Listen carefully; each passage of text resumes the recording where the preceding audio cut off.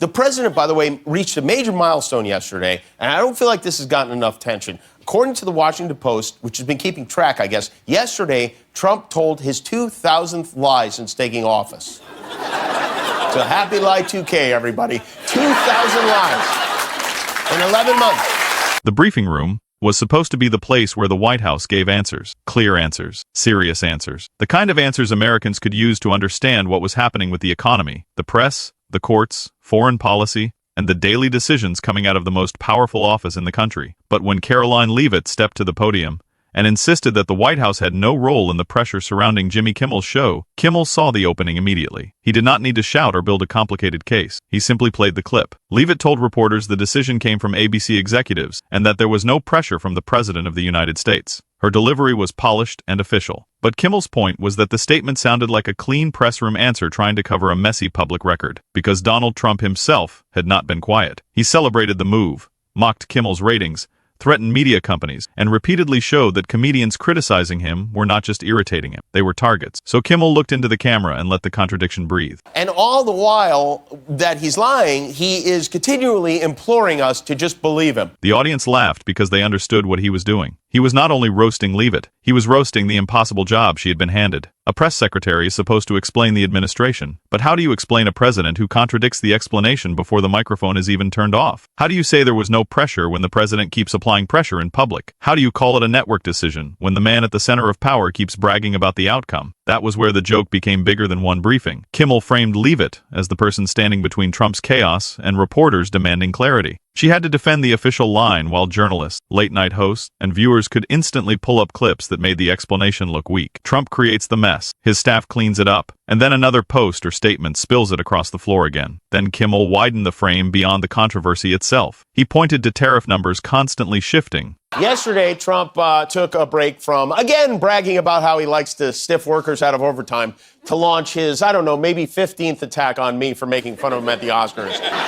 He wrote, "What a dope." His wife and agent begged him not to do it. And just before Best Picture award yet, he suffers from Trump derangement syndrome. This is what he's stewing about. 28 days before the election, he's still whining about a joke I made about him 7 months ago.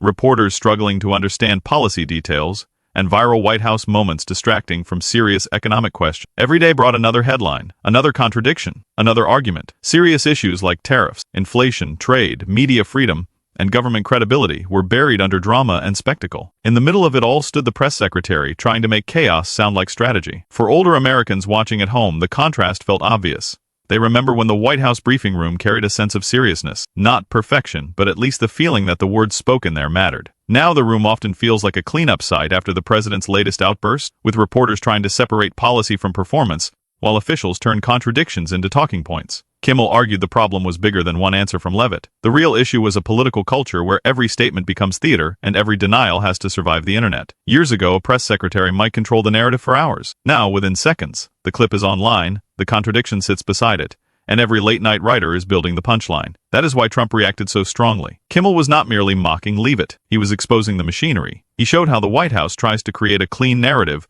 while Trump keeps leaving fingerprints all over the mess. I had one very, very rich guy, and he said, "Could you do me a favor?"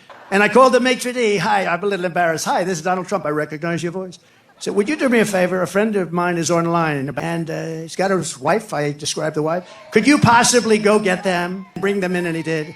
And my friend called me up the next day. He said, "Thank you very much." It's a nothing story, right? He just shared his plan for the country to use his influence to get his rich friends to the front of the line. Serious question about pressure on media became comedy because the denial did not match what people already watched happen publicly. Trump wanted the story to be about Kimmel's ratings. Kimmel made it about free speech. Trump wanted it framed as a network decision. Kimmel reframed it as pressure. Leavitt's statement was supposed to close the issue, but Kimmel turned it into the opening line of another monologue. That was what made the segment so damaging. The joke was not simply that Leavitt had a difficult job. The joke was that the job itself had become nearly impossible. She had to stand at the podium and sell order while the president kept producing disorder. She had to insist there was no pressure, while Trump publicly showed that pressure was part of the strategy. She had to defend the administration's seriousness while television kept replaying the clips that made the seriousness collapse. By the end, Kimmel brought everything back to one central question. Are Americans watching real governance?